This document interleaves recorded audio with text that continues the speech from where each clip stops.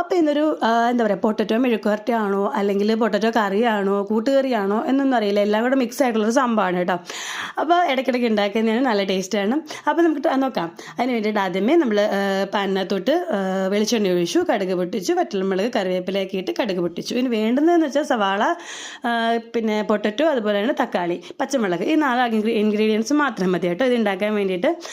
അതിന് വന്നത്തോട്ട് കടുവെല്ലാം പൊട്ടിച്ചതിന് ശേഷം നമ്മൾ ക്യൂബ്സായിട്ട് അരിഞ്ഞ് വെച്ചിട്ടുള്ള സവാള, തീരെ പൊടിയായിട്ടും അരിയണ്ട, എന്നാൽ ഭയങ്കര വലുതായിട്ടും അരിയണ്ട, അതിൻ്റെ മീഡിയം ടൈപ്പിൽ നമ്മൾ ക്യൂബ്സായിട്ട് അരിഞ്ഞ് വെച്ച സവാള ജസ്റ്റ് ഒന്ന് മിക്സ് ചെയ്തതിന് ശേഷം നമ്മൾ പൊട്ടറ്റോ, അതും ക്യൂബ്സായിട്ട് അരിഞ്ഞ് വെച്ചാണ്, 2 ചെറിയ പൊട്ടറ്റോ ആണ് ഇവിടെ എടുത്തിരിക്കുന്നത്, അതും കൂടി ഇതിൻ്റെ അകത്ത് ഇട്ടിട്ട് നന്നായിട്ടൊന്ന് മിക്സ് ചെയ്യുക.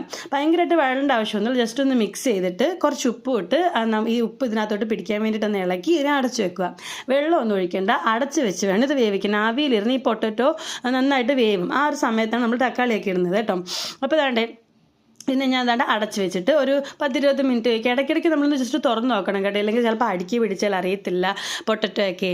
അപ്പോൾ അതുകൊണ്ട് തന്നെ ഇടയ്ക്കിടയ്ക്ക് ജസ്റ്റ് തുറന്ന് നോക്കി ഒന്ന് മിക്സ് ചെയ്ത് തരണം. അതിൻ്റെ ഇടയ്ക്ക് ഒരു പച്ചമുളകും കൂടെ അരിഞ്ഞിടണം കേട്ടോ. പച്ചമുളക് ചെറുതായിട്ട് അരിഞ്ഞിട്ടാൽ മതി, ഓപ്ഷണലാണ്, വേണ്ടുന്നവർക്ക് മാത്രം ഇട്ടാൽ മതി, കാരണം മുളക് പൊടിയൊക്കെ നമ്മൾ ഇടുന്നുണ്ട്.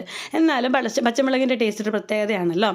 അപ്പോൾ അതെല്ലാം ഇട്ട് അപ്പോൾ ഇടയ്ക്കിടയ്ക്ക് ജസ്റ്റ് നമ്മളൊന്ന് മിക്സ് ചെയ്തെടുക്കണം കേട്ടോ, കാരണം അടുക്കി പിടിക്കാതിരിക്കാൻ വേണ്ടിയിട്ട്. അപ്പോൾ ഏകദേശം നമ്മുടെ പൊട്ടറ്റോ ഒക്കെ ഇവിടെ വെന്ത് വരുന്നുണ്ട്.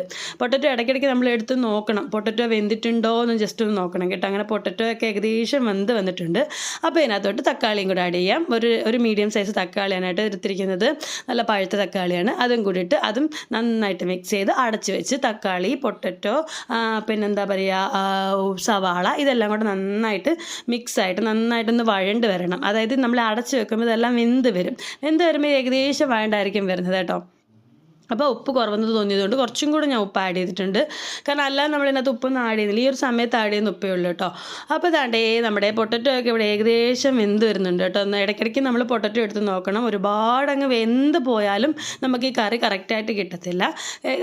പൊട്ടറ്റോ ഒരു മീഡിയം ടൈപ്പിൽ വെന്താൽ മതി. അപ്പോൾ ഇതാണ്ട് ഇവിടെ എൻ്റെ പൊട്ടറ്റോ ഒക്കെ ഏകദേശം വെന്തിട്ടുണ്ട്.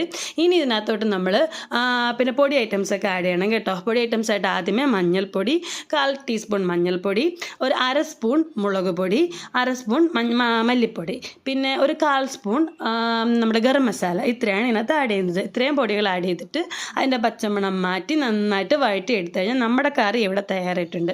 നമ്മുടെ ചോറിൻ്റെ കൂടെ, അതുപോലെ തന്നെ ദോശയുടെ കൂടെ, ചപ്പാത്തിയുടെ കൂടെ ഒക്കെ നല്ല ടേസ്റ്റാണ്. ഞാൻ ചോറിൻ്റെ കൂടെയാണ് കൂടുതൽ ഇത് ഉണ്ടാക്കാറ്.